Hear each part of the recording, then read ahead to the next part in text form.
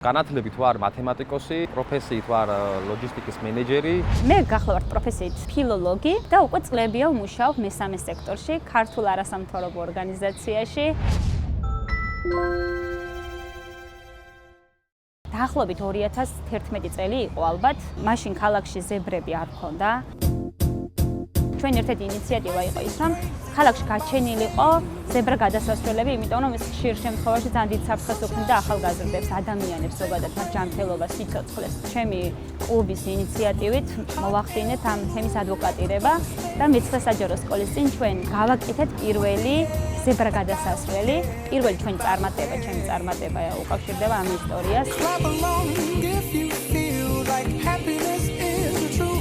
მაშინ სხვა ლანა დაიბადა, იმიტომ რომ ვირწმუნე საკუთარი შესაძლებლობების. ვირწმუნე რომ რაღაც ცვლილებების მოხდენა ნამდვილად შემიძლია. სოციალურ ქსელში საერთოდ არ ვიყავი აქტიური, რადგან არ ვთვლი რომ ეს ჩემი საქმე იყო და ჩემი საქმე იყო მხოლოდ სამსახური, ოჯახი და მათზე ზრუნვა და ასევე სოფლის მეურნეობა, მაგრამ მას შემდეგ რაც საქართველოს გაცხადებულად გადაუხვია ევროპის კურსს, ჩავთვალე თავი საჭიროდ, გამხდარიყავი სოციალურ ქსელში აქტიური.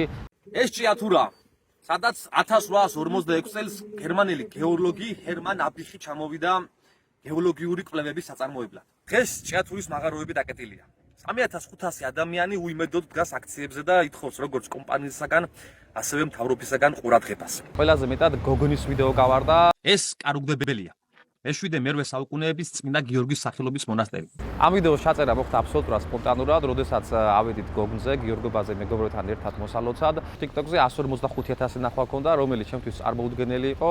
ლეგენდის თანახმად, სოფელ გოგრში ვაჟები არ იბადებოდა, მიზეზი კი არავინ იცოდა. სოფლის ერთ მკვიდრს სიზმრად უნახავს. თქვენი უბედურების მიზეზი მდინარეში ეძებეთო. მე და ჩემი მეუღლე ხშირად დავდივართ სამოგზაუროდ, ვეცნობით სხვადასხვა ქვეყნების კულტურებს, მაგრამ ამასთან ერთად მიზნად გვაქვს ყოველ წელიწადს ერთი ევროპული ქვეყანა ავირჩიოთ და ერთი საქართველოს რომელიმე კუთხე, ან უბრალოდ სოფელი, ან უბრალოდ რაიმე ძეგლი. მე ეს მიხმარება საქართველოს უკვე გაცნობაში, ახალი საქართველოს აღმოჩენაში. ჩემთვის სვანეთი აღმოჩნდა ერთ-ერთი უნიკალური მხარე საქართველოსი.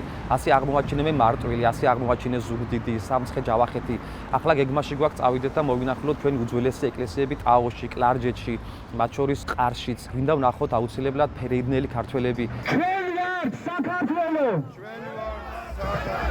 მთელი საქართველო! აქციაზე ხშირად გამოვდიოდი სიტყვით ვიჩენდი ინიციატივას, რადგან მინდოდა რომ აქციის მონაწილეებისთვის მუხტი შემეტანა.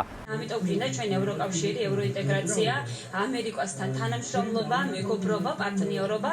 აქციაზე ყოველ დღე დავდივართ, ჩემი ოჯახიდან, ჩემი მეუღლე, ჩემი მამამთილი, სრული შემადგენლობით ვართ. ჩემთვის პიროვნულად ლანასთვის ძალიან მნიშვნელოვანია რომ რეგიონებში ისმოდეს ხმა. იმ მოვლენები, რომელსაც ჩვენ ხედავთ ქვეყანაში, ხო, დაპატიმრებული ახალგაზრდები, რომლებიც იწირებიან ამ სისტემის უსუსურობას. პირველ რიგში მათ გამოვდგავართ. არა ვართ არც ერთი დაცული.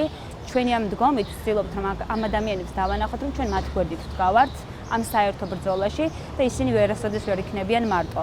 თუ დღევანდელ დღესაც დავნებდით, გამოდის რომ მომავალში ხმის ამომღების აღარავინ აღარ იქნება და უბრალოდ ეს რეჟიმი ისე გადაგვივლის, რომ პატარა კერებს, რომელსაც უკვე შეუძლია ადამიანს რაღაც იყიროს, იმ პატარა კერებს უკვე მარტივად ჩაახშობს. დღეს დღევანდელი ბრძოლა არის ყველაზე მარტივი ბრძოლა. დღეს ჩვენ ვდგავართ და ჩვენ თუ ეს დგომაც დაგვეზარებათ და როდესაც რუსეთი დაგვიმოდებს, შემდეგი ბრძოლა იქნება ზუსტად ისეთი, როგორც პირველი და მეორე დამოუკიდებლობის ბრძოლა იყო სისხლით. მე მინდა ჩემი შვილის სიტყვის თავისუფლება დაიცვას როგორც მთავრობამ, ასევე კანონმა და სამართალმა.